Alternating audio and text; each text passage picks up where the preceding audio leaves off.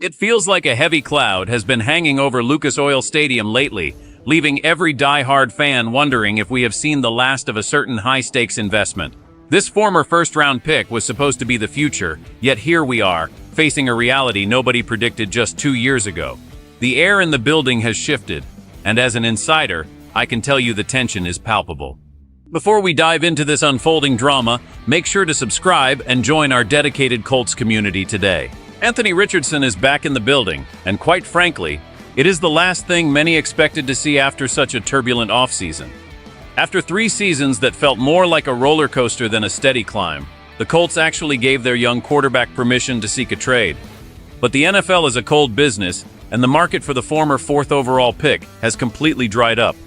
Teams like the Green Bay Packers, who were once seen as a prime landing spot, decided to go in a different direction by signing Tyrod Taylor instead. Even the Rams and 49ers, teams with systems that could have saved his career, have filled their backup spots. This leaves head coach Shane Steichen in a very interesting position. Richardson actually reported to voluntary workouts yesterday after being away from the facility for 2 weeks, signaling that he realizes the exit ramps are all closed. While the team declined his 5th-year option, he remains on the roster because there simply isn't a better option for either side right now. This creates a fascinating dynamic in the quarterback room, especially with Riley Leonard and the veteran Daniel Jones involved. Leonard was thrown into the fire against the Texans last year and showed real heart, while Jones was spectacular before his Achilles injury cut his season short. General manager Chris Ballard and Steichen now have to manage a situation where a player who wanted out is suddenly back in the mix. It is not the clean break everyone anticipated, but in the NFL, situations change fast. Richardson clearly wanted to learn under coaches like LaFleur or McVay, but with those doors locked, he has to find a way to make it work here in Indianapolis. The reality is that the Colts are stuck with him, and he is stuck with the Colts. For a fan base that has seen so much quarterback turnover since Andrew Luck retired, this is just another chapter in a long saga of uncertainty.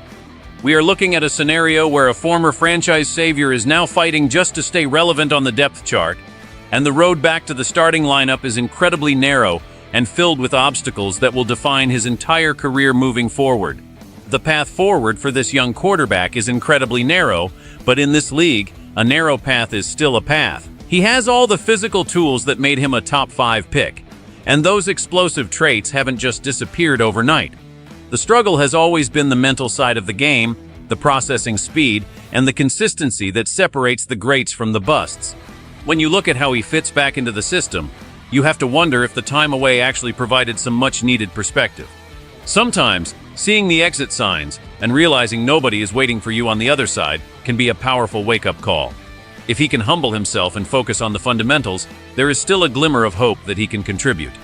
The locker room is watching closely because players respect talent, but they respect commitment even more.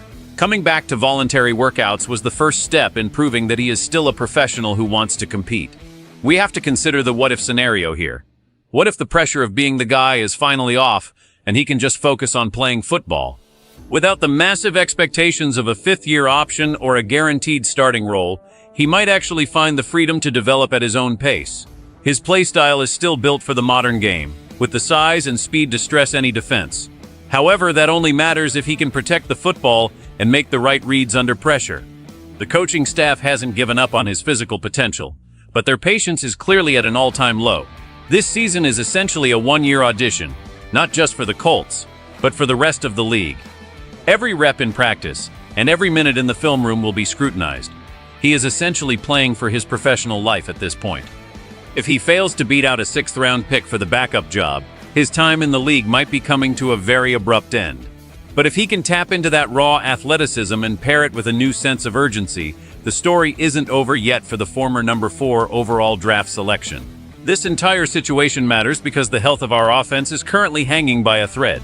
While fans were excited by the 8-2 start we saw last year, we cannot ignore the reality of who is leading the team. Daniel Jones has a long history of being bitten by the injury bug, and his latest Achilles tear is a massive red flag.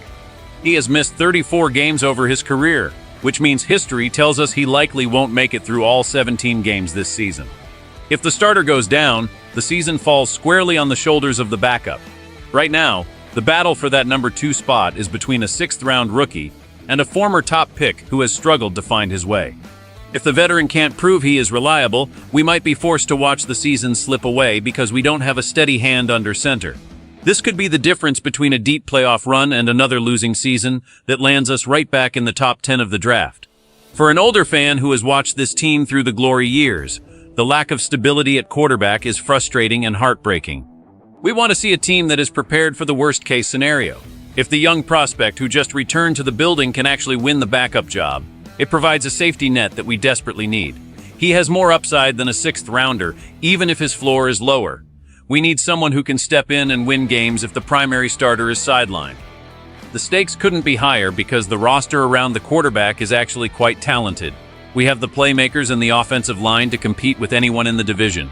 It would be a tragedy to waste another year of this championship window because we didn't have the right person ready to step up when called upon. This is about more than just one player. It is about the future of the entire franchise, and whether we can finally find some consistency at the most important position on the field. Let's look at how this could play out because the tension in the air is real.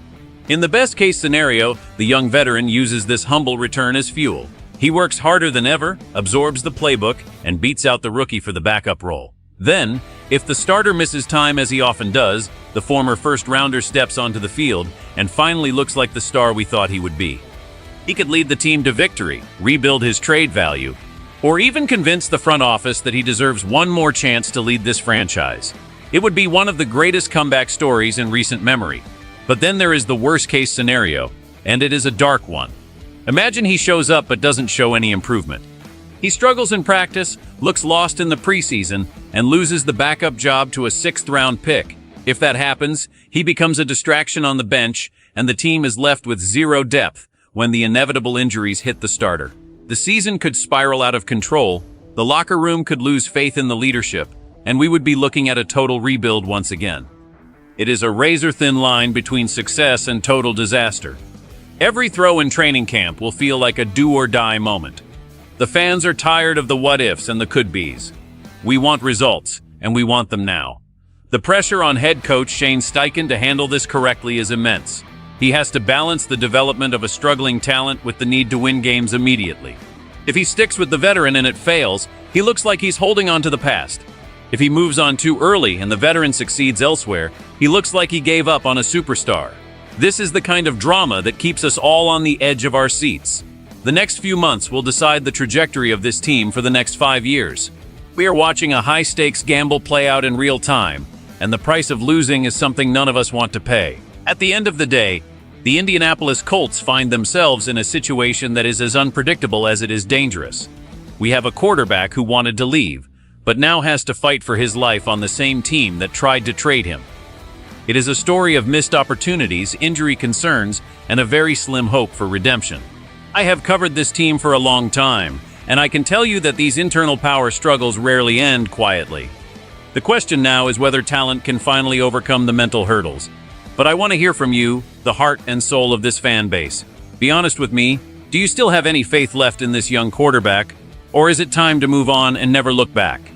Would you trust him to lead us in a playoff game if the starter goes down? Let me know your thoughts in the comments below. Also, if you want to stay updated on every twist and turn of this story, make sure to hit that like button and subscribe to the channel. Your support keeps us going.